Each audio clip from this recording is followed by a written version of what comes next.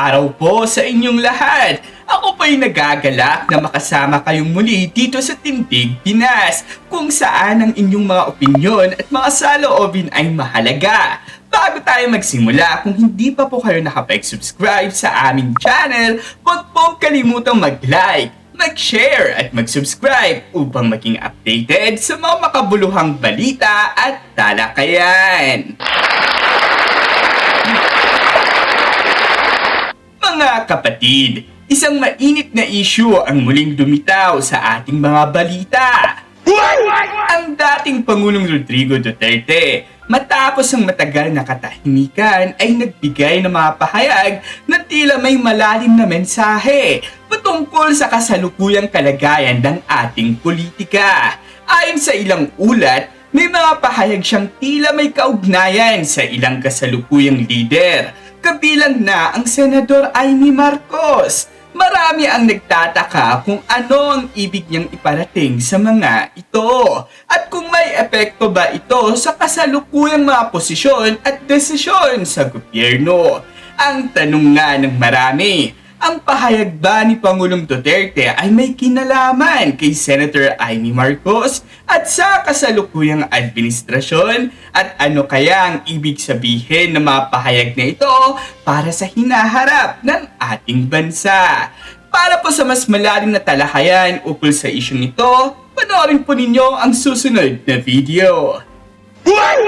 Mainit pa rin ang mga issue sa lipunan, kaya hindi ho natin ito maaaring palagpasin dahil meron naman po tayong mga ilang kababayan na hindi ho lahat nagse-celebrate po ng Holy Week at meron din po sa ibang mga bansa na wala naman pong holiday. Kaya ating pong patuloy na ihahatid sa inyo mga balitang nangyayari, lalong-lalo na ho ito, napaka-importante hong malaman ng iba ito dahil ito ho ang pinakamatinding strategy. Pinakamalupit na strategy nga. Nagagalit na naman yung isa dyan, oh. Meron kasing nagagalit na isang nagmamagaling dyan sa social media. Siya daw ang pinakamatalino, siya daw ang pinakamagaling. At ako daw ay baliwala. Di sige, ikaw na matalino, ikaw na magaling. Ikaw na rin po ang tanyag. Tayo naman, never po natin kinlaim na tayo po ay tanyag. Never po natin. Ako po isang ordinaryong mamamayan lang. Although, ayaw ni Abante yan. Bakit? Kasi according to Abante, ang vlogger ay hindi ordinaryo mamamayan. Ang birang buhay rin, gulo-gulo sa bayan natin, ano? Merong isang congressman na nagmamagaling, sinasabing mga vlogger ay hindi ordinaryong Pilipino. Meron namang isang supporter. Kala ko. May isang supporter naman dyan na hindi naman daw tayo analyst, tayo lang ay vlogger. Lupit nyo talaga. Ibang level na talaga mga kababayan natin ngayon. Pataasan na ng ihi. Huwag ko kayo mag-alala. Si Banat Bay po ang pinaka mababa sa lahat. Wala po tayong followers. Wala po tayong subscriber. Tayo po ay isang hamak na tambay lang sa kanto na inutusan bumili ng pasensya na, bumili ng asin sa kanto. Ang nabili Ewan. Sulat nyo na lang dyan sa baba kung ano yung nabili. Anyway, mga kababayan, eto na nga ho ang matinding issue ngayon. Kasi ngayon mga kababayan, meron nung lumabas na balita sa SMNI. Siyempre, ang katangi-tanging masasabi nating maasahan natin sa totoong balita ay ang SMNI. At sabi nga ho dito sa SMNI, wala daw hong binigay na panig si Pangulong Duterte o no comment, no reaction. Bakit ganun ang title mo, Banat Bay? No reaction pala bakit mo sinasabi na ayaw niya kay Amy? Bakit mo sinasabing ganun? Bakit naman ganyan? Marami magagalit niya. Sasabihin na naman nila, fake news ka, ganyan. Sandali, easy. Unya. Kikwento ko sa inyo. Atoday, ipapaliwanag natin kung bakit ganun na bakit ko nasabing Sa tingin ko, ayaw ni Pangulong Duterte si Amy Marcos. Mamaya, ipapaliwanag ko sa inyo. Kasi lahat yan may konteksto eh. Ayan ho'y aking opinion. May konteksto po yan, mga kababayan. Pero para malaman ninyo, kailangan muna natin panoorin ang balita. Para mas bigyan tayo ng konteksto. Ito, pasok. Alam na ni dating Pangulong Rodrigo Duterte ang pag-endorso ni Vice President Sara Duterte kay re-electionist Yan Senator... ang isang unang importante. Alam na po ni Pangulong Duterte. Ibig sabihin po, mali po yung sinasabi ng iba na inutusan ni Pangulong Duterte si VP Sara Duterte. Unang-una, hindi po nila ginagawa yan sa pamilya nila. Okay, yung nakikialam sa desisyon ng bawat isa sa kanila. Maging nga daw si Baste Ito, kwento lamang po sa akin ito ni Boss Dada. Maging din po si Baste at saka si BP Sara, si Pulong, hindi po sila nagpapakialaman pagdating sa galaw sa politika. Kanya-kanya po sila ng desisyon kung ano ang gagawin nila. Hindi sila nagkakaroon ng family dinner at pag-uusapan, ikaw, ito tatakbuhin mo, ikaw tatakbuhin mo, hindi. Nag-a-adjust po sila. Kunwari, nag-decision si ganito na itong tatakbuhin niya. Tsaka lang mag-a-adjust yung iba. Ganon. At hindi ho yung, ikaw ito ko. Hindi ganon. Walang ganon. Sa katunayan, dun nga sa 2022 nga election, kung saan, hindi ho alam daw, di umano ng mga kapamilya na magba-vice president si BP Sara. Ganon ang dynamic ng kanilang pamilya. Yung mga nag-iimbento dyan na nagsasabi na kesyo para lang ma-shoot yung pagiging Amy Marcos nila, na matagal ko nang sinasabi sa inyo, di ba? Merong iilang vlogger, hindi ko na lang kung papangalanan, mga talaga maka-Amy. Noong palang simula ng administrasyon ni Bongbong Marcos, kumuha ng mga vlogger na ho yan si Amy. Some, I'm not mentioning anyone, wala akong pinapatukuyan kung sino man, some of them, kunwari nag-slight Duterte. Pero sa totoo lang, from the very beginning, sila po ay bata ni Amy. Marami pong ganon. Okay? Hindi ko na lang papangalanan and I don't want to cause any problem with them. Ayoko kasing isipin nila, sinisiraan ko sila. Desisyon nila yun eh. Kalayaan naman nila kung gusto nila magpakatuta kay Amy Marcos. Walang problema sa akin yun. Nasa sa kanila na po yun. Okay? Ano naman po nila yun, trabaho lang nila. So, I understand. But the thing is, kung meron ako nakitang sa tingin ko medyo mali, pupunahin ko. Kung meron man tatamaan, abay, pasensya na po. Hindi po ako yung tipo ng tao na kaibigan para hindi ka tamaan. Pasensya na po kayo, ha? Pero ito doon lang tayo sa katotohanan. Dahil yan po ang ine-expect ng mga Pilipino sa atin, katotohanan. Okay? Yan po ang ine-expect nila. Wag po nating bulahin, wag po natin paikutin, at higit sa lahat, wag po natin daanin sa strategy. Tapos sasabihin pa natin, si Banat Bay, minamak yung strategy ni BP Sara Duterte. Gunggong, hindi yung strategy ni BP Sara Duterte ang minamak ko. Ang minamak ko yung strategy mo. Puro ka strategy dyan. Wala naman sinasabi si BP Sara Duterte yung strategy niya yan. O pinapahiwatig na strategy na yan. Yan ho'y personal. Ako, suportado ko si BP Sara Duterte. Walang problema talaga. Kahit 2022 nga, hindi ko nga siya kinampanyan sa unit team. Pero hanggang ngayon, suportado ko po siya. Pero hindi ibig sabihin nun, lahat ng i-endorse niya ay aking pong sasamahan. Akin pong titignan at sisaya sa atin. Dahil meron naman po tayong kanya-kanyang independent na utak. Hindi naman po tayo isang para bagang kung ano sabihin, yun na kaagad. Hindi dapat ganun. Kaya nga tayo binigyan ng utak ng Diyos para ho tayo mag-isip. Kaya nga ho tayo binigyan ng isip para ho tayo ay talagang magdesisyon ng tama. Hindi ho basta-basta, sige lang, okay na, ganito na. Huwag ganun, di ba? Huwag ho tayong parang mga robot lang. Tuloy. Amy Marcos. Ano naman kaya ang naging reaksyon ng dating Pangulo sa kontrobersyal na hakbang na ito? Sige nga. Alamin ang buong detalye sa report ni Anton Cero. No comment lang si dating Pangulong Rodrigo Duterte sa ginawang pag-endorso ni Vice President Sara Duterte kay re-electionist Senator Amy Marcos ayon kay Hanelet Abansenya. Muling nabisita ng mag-inang Hanilet Abansenya at Kitty Duterte si dating Pangulong Rodrigo Duterte sa kanyang detention facility sa International Criminal Court o ICC. Sa kanilang pagdalaw ay binahagi ni Hanilet na nananatiling matatag at maayos ang kalagayan ng dating Pangulo. Patuloy niya ang kanyang panalangin at pananalig na isang araw makakalabas din siya sa pagkakapiit. Okay na siya. Nag-pray me. And iyon na siya. Kagawas na gudang-gudu siya. Yes. Manifest good niya. Pagdating sa posibilidad na makabalik si dating Pangulong Duterte sa Pilipinas, buo ang pananalig ni Hanilet na may mas mataas na kapangyarihang kikilos Yun. para may sakatuparan ito. God will make a way. Wala silang yes. Kanta-kanta tayo ngayon, sabay-sabay tayo. God will make a way where there seems to be no way. Favorite ko yan, kanta ni Don Moen. Paborito yan ng aking nanay na pumanaw na po. Uy, birthday niya, April 8 ha. Huwag niyong kakalimutan, batiin ha. Belated, ika nga. Oh. Tapos ito to, God will make a way where there seems to be no way. Yung mga sa tingin natin mukhang malabo na, ay tayo ay manalig lang. Hindi ko naman sinasabi ang solusyon ng Panginoon sagutin lahat ng ating katanungan o di kaya sagutin ng lahat ng ating panalangin. Maaring meron siyang ibang paraan ng pagsagot. But the point here, God will always make a way.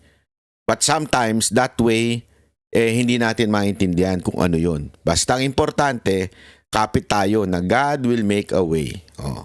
Ang gawa ito ng tao, gawa ng tao, pero ang gawa ng Diyos hindi na kayang labanan ng tao.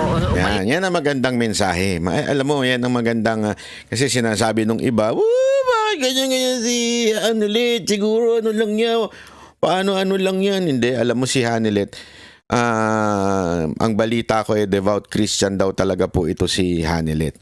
At sabi nga niya, ito'y gawa ng tao, gawa ng damonyo. Alam naman po natin na nagsilbi naman po. Kasi maraming nagpupuna dyan. Ngayon, bakit nyo tinatawag ang Diyos? Dati, di ba, minumura ni Duterte ang Diyos. Yan ang hindi maintindihan ng iba. Yung pagmura ni Pangulong Duterte ng Diyos, yun po yung mga Diyos-Diyosan.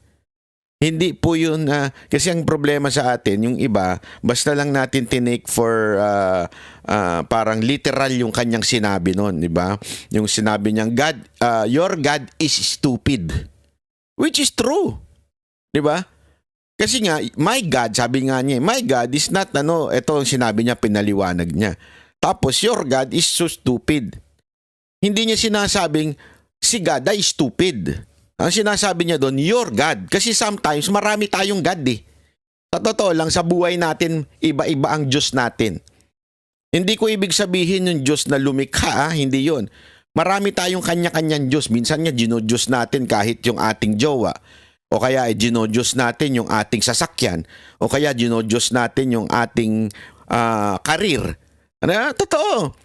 Sometimes kasi, iyon ang definition, kaya nga yun small letter gods, di ba? The gods of our life. Yan po yung marami hong kaya nga 'di ba sinabi ng Panginoon na huwag kayong magkaroon ng ibang Diyos kung hindi ako because I am a jealous God. Hindi ibig sabihin literal na kailangan ang Diyos nyo yung Diyos na sinasamba, yung nilalagyan na rebulto. Hindi yun, hindi lang yun ang ibig sabihin ng Panginoon. Marami pa tayong Diyos sa buhay natin. Kahit nga po sabi ko nga sa inyo, yung iba kahit to yung kanilang gadget, Diyos nila yan. Umaasa lang sila dyan. O di kaya yung kanilang mga asawa, yan lang sinasandigan nila. Minsan kahit ang pamilya ginagawa natin Diyos. Hindi nyo ba alam? Mali ho yung sinasabi ng iba na ikaw ang number 1 sa buhay ko. Hindi ho ganun. Dapat ang natin lagi sa asawa natin, ikaw ang number 2. Bakit? Ang number 1 si Lord. Yun ang sinasabi. Kasi minsan yung iba sa atin talagang ang sinusunod na lang yung asawa natin kaysa yung Diyos natin.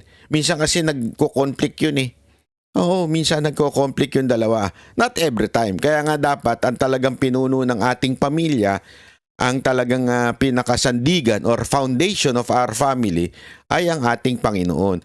Yung sinasabi ni Pangulong Duterte na your God is stupid, yung pong mga sumasamba sa mali. Yung mga naninindigan na yung gusto nila, yung Diyos nila ay pinapatawad ang mga adik, pinapayagan ng mga adik. Yun na sinasabi ni Duterte noon. Kaya nga yung mga nagliliteral, bakit kayo ngayon naggagad-gad dyan pagkatas burahin ni Duterte si God? Huwag kalokohan nun. Huwag tayong tatanga-tanga. Diba? Minsan tayo, latanga-tanga, pick upin lang natin yung literal na meaning na sinasabi ng tao na hindi natin tinitingnan ng buong konteksto. That's the context of ano yung sinabi ni Pangulong Duterte dati. At ito nga pong si Miss Hanelet, talagang devout Christian po ito. Kaya ang ganda na sinasabi niya dito no matter sinong pinakamataas na presidente o sinong pinakamataas na pinuno o nagdalad sa kanyang asawa na si PRRD diyan sa dahig, merong mas mataas. Kaya nga sabi dito, ito ang ganda na sinabi niya even the demons acknowledge that there is Jesus Christ. Yun. Sabi doon, alam mo, ang ganda nun yan yung, alam mo na, biblical yan, that every knee shall bow. Every nation shall bow sa ating Panginoong Yesus. That's biblical. Yan po ang sinasabi dyan. Napakaganda po nun. No, tuloy. Kahit na kanino mga tao, kahit na demonyo ka, di ba? That even the demonyo is acknowledging that there is Jesus Christ. Nagpaabot din ng pasasalamat ang dating Pangulo sa kanyang mga taga-suporta, kasabay ng panawagan na ipagpatuloy ang laban. Sa mga supporters, nagpaabot siya sa pasalamat o kanang padayon daw. Inainag yun na mabuhay ang Pilipinas, mabuhay ang kabalokan the word mabuhay, di ba? Mabuhay ang Pilipino. Daghang salamat yun. Kabalo siya na every time na naitaw. Samantala, alam daw niya na may mga pumupuntang tao doon. Mga Pilipino sa Netherlands kay Hanelet ang kanilang mga alalahanin hingil sa posibleng mangyaring dayaan sa darating na halalan Ganda na mensahe ni Hanelet dito tungkol sa eleksyon. sa Mayo 12. Ayon sa kanila, may takot silang muling maganap ang mga hindi pagkakapantay-pantay at pandaraya sa proseso ng pagboto. Gayunpaman, mariing itinanggi ni Hanelet na may kakayahan silang manipulahin ang halalan, lalo na kapag ang dami ng boto para sa mga kandidatong iniendorso ni dating Pangulong Duterte ay malaki at overwhelming. Sa kabila ng mga isyong ito, naniniwala si Hanelet na hindi na ito magagapi o magagambala kapag ang boto ng bayan ay tunay at malakas. Kana galing tikas, they can only do so much. I am telling you, they can only do so much. Pag overwhelming gani ang kuan mo to, dili na nila makaya. Yes, that's Di na nila they can only do so much. Nitabo na ito una sa panahon 2016. Na magigito gyapon tikas, pero sa kadako sa liboto sa iya wala gyapon. Kaya muling hinimok ni Hanelet ang publiko na bumoto ng diretsahan sa mga kandidato ng PDP laban. Siyempre, botohan na to. Kailan naman ta sa atong botohan, katong tinuod na tao, tinuod nga magserbisyo. PDP, palihog lang. Samantala, sa pag-endorso naman ni Vice President Sara kay Senator Amy Marcos para sa pagkasenador, sinabi ni Hanelet na alam ito ni dating Pangulong Duterte, ngunit nananatiling tikom ang kanyang bibig sa nasabing isyo. Awareness. Okay. Awareness. Wala siya nag-comment. Sa kanyang personal na pananaw, pinili na lamang ni Hanelet na sarilinin ang kanyang saloobin ukol sa isyong ito. Wala lang to ako itago. No. Nasa sa kanya na lang daw yan. Tingnan niyo itsura ni Ma'am Hanelet At nung tinanong siya about the reaction ni Pangulong Duterte. Huwag makakita. Mula dito sa... Eto. Pag-usapan na natin mga kababayan. Pag-usapan na po natin. Pag-usapan na po natin na napaka-importante. Bakit kanyo? Sige. Ito. Alam nyo, mga kababayan, ganito lang yan. For you to understand PRRD, you have to see the whole context of PRRD. Hindi lang pwede mong kunin ang kanyang konteksto kung ano yung sinabi niya ngayon. Kailangan mong tignan ng kanyang mga pinagsasabi. Not just PRRD. If you want to know a person, you have to see his or her background bago mo ma-interpret yung kanyang totoong sinasabi. Kaya nga sabi, di ba, read between the lines. O sinasabi, go beyond the words na sinasabi ng isang tao para mas maintindihan mo siya. Eto yan. Kung maaalala ninyo, nung panahon po ni Pangulong Duterte, bumabanat siya. Kasi ako dito, I was personally involved. Why involved? Kasi remember, sa ating channel po unang sinabi ni Pangulong Duterte yan yung kanyang patutsada at banat kay BBM during the campaign. Because that was the first time na narinig sambayanan niya. Kaya nga po nag-trending yan. Kaya I know where Duterte is coming from. Unang banat niya kay Bongbong Marcos ay yung interview natin. Nakita kong binanatan niya. Yung mga sumunod, okay, nabanat niya. Tayo po ay may mga inatinang meeting, nakasama po siya. At ganyan ang banat niya. Tuloy-tuloy po yung banat niya. Sunod-sunod yung banat niya. Okay? Until noong pong si VP Sara Duterte ay sumama na at ipinagtanggol na si BBM. That's the only time naghinay-hinay na si Pangulong Duterte ng banat kay BBM. As a matter of fact, at that time, di ba, nandun pa, tatakbo pa si Bato, supposedly presidente noon. Tapos, I think it was Vice President si Bongo noon. Something like that. Pero, umatras si Bongo dahil nga tumakbo si Inday na Vice President. At eventually, hindi na rin si Bato. Umatras na rin. The reason for that, kasi they respect yung decision ni Sara Duterte.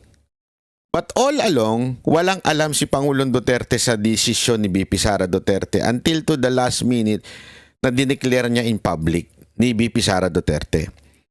That's the time huminahon na si Pangulong Duterte sa banat niya kay Bongbong Marcos. Tumahimik na siya nun. Muli na lang siya nag-ingay nung maisog sa Davao. Nung nagsimula na unang sinabi niya, bangag ang ating presidente.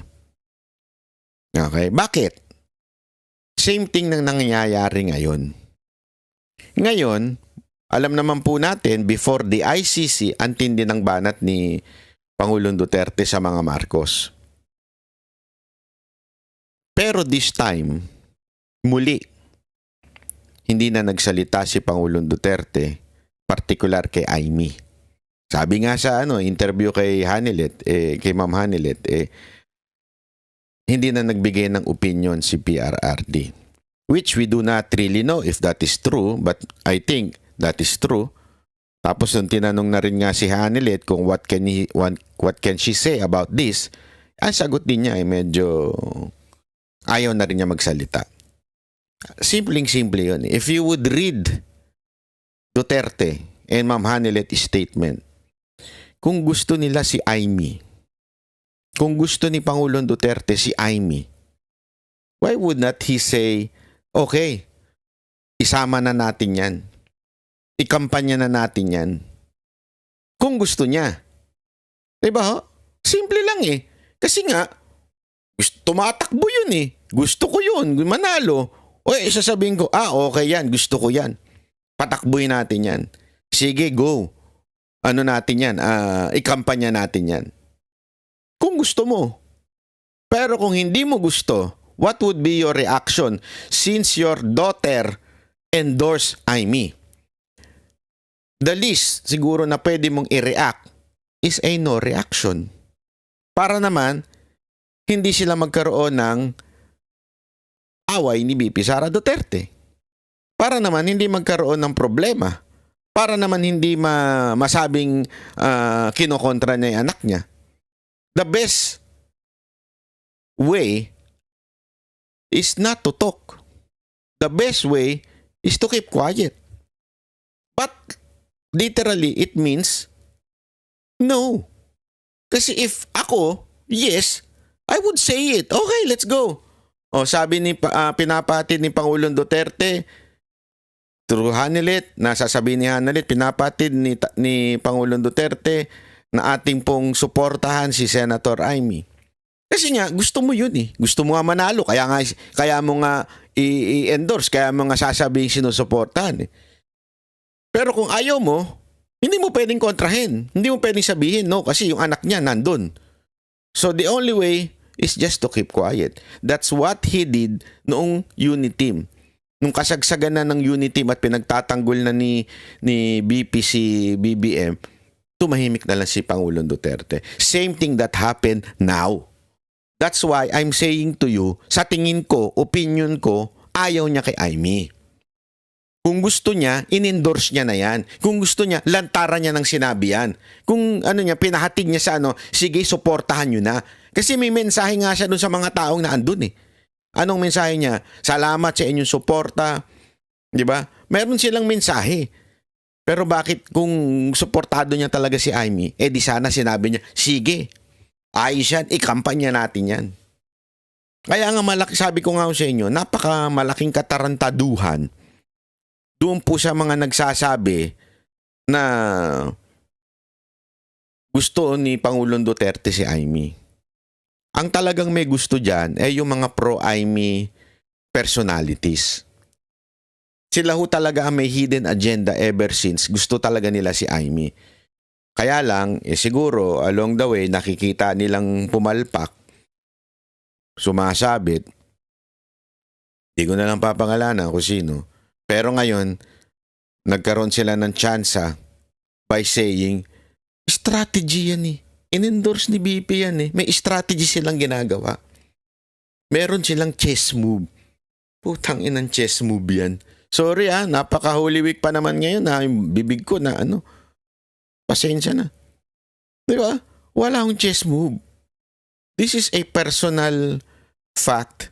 Kasi nga ulitin ko, kung hindi nyo napanood yung nakaraang video ko, sinabi ko, na ang momentum ay nasa Duterte na. Paangat na ng paangat and we have more days to come. Diba? Marami pa tayong kahit papaano, may next week pa, may susunod pang linggo. Nandiyan ang dami pang undecided. At kita mo naman, bumagsak talaga pati sa ratings itong si Marcos. Si Marcos, si Escudero, bumagsak lahat sila sa rating, lalong-lalo na si Tamba. At umangat si BP Sara Duterte. If BP Sara Duterte would really like na siya ay hindi ma-impeach, the only thing that na kailangan niyang gawin, tumodo siya dito sa 10. Itodo niya tong 10, mananalo itong 10. Kaya nga ang ganda na sinabi nung post ni Jimmy Bondok yung ye of a little faith, something like that. Tama ba yung English ko? Minsan kasi hindi pa tayo nandoon sa pinakabakbakan, ang hina na ng ating pananampalataya. Alam mo, ito recently pinanood ko yung sa Amazon Prime, parang Netflix yun yung kay David. Alam mo, grabe po yun. Totoo po yun, yung mga giants na yun. If you would read the scripture, talagang meron talagang giants nun. It's because may mga angel na nakipagtalik sa human and yung mga anak naging giants. Yun po ay historical, although not talagang binanggit. Pero merong binanggit doon na merong mga angel na gumawa ng immorality with humans. Pero napaka po nun, totoo, na sinabi, kinonfirm naman niya ng Biblia na meron talagang giant. Yung kalaban po ni David nun, giant. Kung iisipin nyo, paano nangyari yung ganun? Bakit hindi na lang buong Philistine yung kalaban nila? Marami, gawin na lang ng Diyos. Kasi Diyos naman nagdi-decide yan eh. Gawin na lang niya sobrang dami o kaya mas advanced ang kanilang gamit, everything. Why would God put a giant, diba, na kalaban ni David? Kasi nga, it symbolizes so much sa mga buhay natin. May mga giants tayo sa buhay natin. Yung tipong mukhang imposible malabanan. Mukhang imposibleng talunin. Mukhang imposible. Pero, nagawang talunin. Paano po? Kasi nga po, si David nun, meron siyang pananampalataya nun. Siya po ay talagang pinaglaban niya ang Diyos nun at pinaglaban niyang justice at katotohanan. Kasi nga minamaliit na po sila noon. At minamaliit po ang Panginoon noon. Sinasabing walang kwenta ang Diyos nyo. Parang ganun. So ganun din ho sa atin. Hindi ho naman po natin sinasabi na nasa panig lang natin ng Diyos. Hindi ho yun. Hindi yun ang ibig ko sabihin. Alam naman po natin we are fighting for our country's safety. We're fighting against criminality. We're fighting against corrupt government. We are fighting against corrupt politicians. Kaya natin gusto ito. Isipin mo natin yan. We're not fighting just for the Duterte. Kasi if we think we are just fighting for the Duterte, talagang mawawalan tayo ng loob. You know why? Because Duterte is in jail. Oh, malinaw na malinaw, and the VP is under scrutiny or ini-impeach ngayon. So if our thinking will only depend on the Duterte, we would lose the fight. Mawawalan tayo ng loob. Kaya nga, ang dapat ibabalik natin, ano ba ang tama nating pinaglalaban? Ang pinaglalaban natin ay katotohanan, tamang ustisya, pinaglalaban natin ang ating pamilya, pinaglalaban natin ang ating bayan. And hindi ho tayo bibiguin ng Panginoon kung tama ang ating ipinaglalaban. Hindi ho tayo bibiguin ng Diyos niyan. Kaya patuloy lamang po tayong manampalataya na may himala. Kasi alam niyo kung bakit ko alam mo ito, bakit ko sinasabi sa inyo ito. Yan din ang naramdaman namin noong 2016. Ang hirap lumaban nun. Naalala ko nyo, nangangampanya kami, pinagtatabuyan kami, pinapatayan kami ng kuryente, ayaw kaming papasukin. Kasi nga, hindi ako parte ng organisasyon ng Duterte team ha, pero kami po yung performer at na-experience namin yung persecution. Nakikita namin na pinipersecute talaga ho ang kampo, ang team Duterte. Nakita ho namin yan. But maybe, and I think so, and I fully believe pala, na talagang ginusto ng Panginoon na manalo si Duterte para talagang medyo mabawasan na po ang mga kriminal sa ating bayan. Ngayon, have faith. Magkaroon tayo ng pananampalataya na lahat ng nangyari na ito, even yung pagkakulong ni Pangulong Duterte, it's part of God's plan. Para mas lalo na yung ipaglaban yung mga kandidato natin. This is part of God's plan. Lahat po yan na nangyari. God will not allow it. Alam mo, ang dami ko nga naisip. Sabi ko, bakit kasi kung nagwala si Pangulong Duterte doon, kung hindi siya bumaba ng eroplano doon, kung nanawagan siya tataong bayan nung panahon na hinuhuli siya, sigurado ako tapos ang Pilipinas revolution yung time na yun. But he didn't. Maybe it was a test on his faith on God. Maybe it was a test na do you still going to follow the law? Do you still going to serve your country? Are you willing to die for your country? We do not know. It is between Duterte and his creator. So maybe, I'm not saying ito nangyari, but maybe pinayagan ni Pangulong Duterte yon kasi he still respect the law. As a matter of fact, narinig natin yan. Sinabi niya yan sa mga pulis na naandun. I know, sumusunod lang kayo sa utos, just follow the law. Yung mga sinasabi niyang ganun. Hanggang kaduluduluhan. Kaya nga, di ba, hindi nga siya dapat until nung hinuhuli na, hinahatak at kinakaladkad na si Delgra, si Attorney Delgra, tsaka si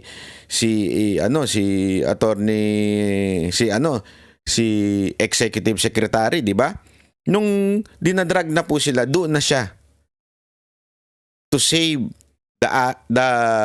the people na nagsisilbi sa kanya. Which also ginawa ni Pastor Kibuloy. Diba nung magkakapatayan na, yung talagang nag-ready na. Ano na yun eh, talagang nakahawak na sa gantilyo yung mga pulis doon eh. Nung nakita niya yon, doon na po siya sumuko sa sundalo. Ganun, parehong-pareho sila nangyari ni Pangulong Duterte at saka ni Pastor Kibuloy. Pareho po sila. So anong ibig ko lamang pong sabihin? Lahat ng bagay nito, from Pastor Kibuloy, from impeachment of BP Sara Duterte, from PRRD are all God's plan. He allowed everything to happen. Bakit? He has to purify the people. He has to make us understand that we are not just fighting for Duterte, for Pastor Kibuloy, for BP Sara Duterte. We are fighting for true justice in our country. We are fighting against corruption. We are fighting against criminality. Yun ang ating pinaglalaban. Ang hina naman ata ng pananampalataya natin by just saying, we want Senator Amy para lang hindi ma-impeach si BP Sara Duterte. No, everything will happen kung manindigan tayo dito sa 10. Kung ating tong itutulak at ikakampanya ng buong puso. Eh, ang problema, yung iba dyan, talagang dinidivide pa ang mga Duterte supporter. Magsasalita pa, hindi ko na iboboto si Jimmy Bondo kasi ayaw niya kay Amy. So, ibig mo bang sabihin kung yung 10 ayaw kay Amy, hindi mo na iboboto? What kind of thinking is that? Tapos sasabihin ninyo na kaya namin gusto isama si Amy dahil para hindi ma-impeach si BP. Pero hindi nyo iboboto yung 10. Anong katarantaduhan yun? Di ba? Tapos ikaw na ang matalino. Lupit mo rin, Brad? Ikaw na talaga yung malupit. What kind of thinking yung ganyan? So mga kababayan, ito lang masasabi ko sa atin lahat. Mag-isip po tayo na mabuti. Again, I will not say it to you directly na wag niyong iboto si Senator Amy. Ako ito lang. Ano ba nagawa niya sa bayan natin? Talaga bang may nagawa siya? Talaga bang may naitulong siya sa mga Duterte? O baka naman dahil tapos na ang lahat? Sabi nga ni Senator Bongo, aanhin pa yung hearing na yun, tapos na lahat. Yun lang, isipin niyo yung mabuti yun. Mga kapatid, nais po naming marinig ang inyong opinyon. Ano po ang inyong saloobin tungkol sa mga pahayag ni Pangulong Duterte? Ano mga posibleng epekto nito sa politika ng ating bansa? Mag-iwan po kayo ng komento at magbahagi ng inyong reaksyon sa ilalim. Huwag po ninyong kalimutang mag-like, mag-share at mag-subscribe sa Tindig Pinas para patuloy kayong maging bahagi ng mga makabuluhang talakayan at balita. Maraming salamat po sa inyong patuloy na suporta at hanggang sa muli!